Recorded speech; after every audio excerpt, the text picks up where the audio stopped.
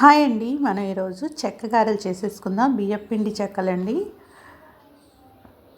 దీనికోసం కొంచెం అంతా బియ్యం పిండి తీసుకొని అందులో కరివేపాకు, జీలకర్ర, పెసరపప్పు అండి, సాయ పెసరపప్పు ఉంటుంది కదా, అది 1 గంట సేపు నానబెట్టేసి వేసేసుకోవాలి. కొంచెం అంతా పచ్చి శనగపప్పు కూడా వేసుకున్నాను. చూడండి, దాన్ని డీప్ ఫ్రై చేయడానికి తగినంత ఆయిల్ పోసేసి స్టవ్ మీద పెట్టేశాను.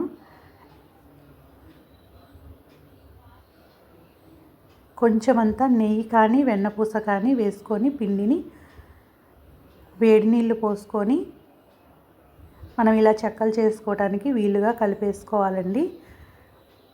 ఇలా కలిపి పెట్టుకున్న పిండితో ఉప్పు, కారం వేసేసి పచ్చెనగపప్పు, పెసరపప్పు, జీలకర్ర, కరివేపాకు వేసేసుకొని చక్కగా గోరువెచ్చని నీళ్ళతో కొంచెం అంత నెయ్యి వేసి కలిపేసుకున్నానండి. ఇలా కలిపేసుకున్న దాన్ని పూరీ ప్రెస్లో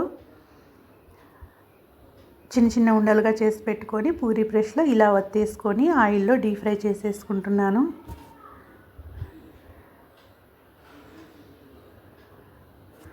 కొంచెమేనండి, కొంచెం పిండితోనే ఇలా వెంటనే మనం పూరీలు చేసుకున్నంత టైమే పట్టిందండి.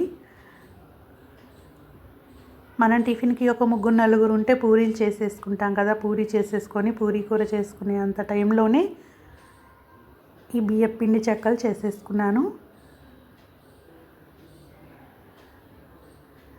మనకి ఈవినింగ్ స్నాక్స్ లాగా ఏదైనా స్వీట్ తిన్నప్పుడు కారా తినాలనిపిస్తుంది కదండి, అప్పుడు ఒక 2 చెక్కలు తినేసామంటే చక్కగా మనకి 2-3 రోజులు వస్తాయి.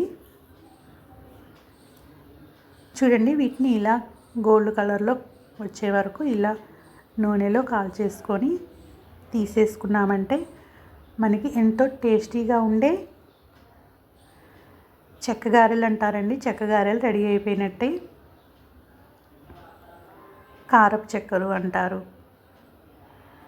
చాలా ఈజీగా మనం ఏదో కారా తినాలన్నప్పుడు బయట షాపులలో కొనుక్కొచ్చుకున్న దానికన్నా వాళ్ళు ఏం ఆయిల్ వాడతారో మనకి తెలియదు కదా.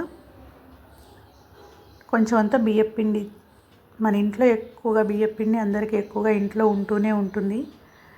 బియ్యం పిండి తీసుకొని అందులో కొంచెం సాయ పెసరపప్పు, కొంచెం అంతా పచ్చిశనగపప్పు, జీలకర్ర, ఉప్పు, కారం, పచ్చిమిర్చి కారం కూడా వేసేసుకోవచ్చండి. కరివేపాకు వేసేసుకొని చక్కగా కొంచెం వెన్నపూస కానీ నెయ్యి కానీ వేసేసుకొని కొంచెం హాట్ వాటర్ పోసుకొని కలిపేసుకున్నామంటే చక్కగా కరకరలాడుతూ స్మూత్గా ఎంతో టేస్టీగా ఉంటాయండి మన చెక్కలు అనేవి.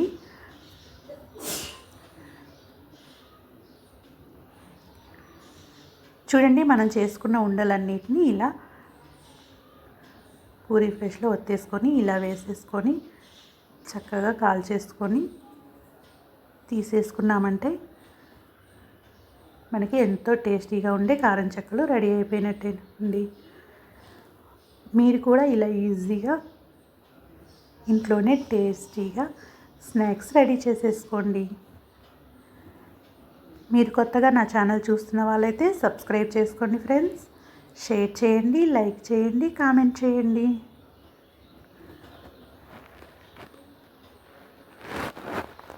చూడండి, మన చెక్కలు ఎంత బాగా వచ్చాయో. కొన్నిటికి చూడండి, నేను ఇలా గారెలకు పెట్టినట్టు ఇలా రంధ్రం పెట్టేశాను.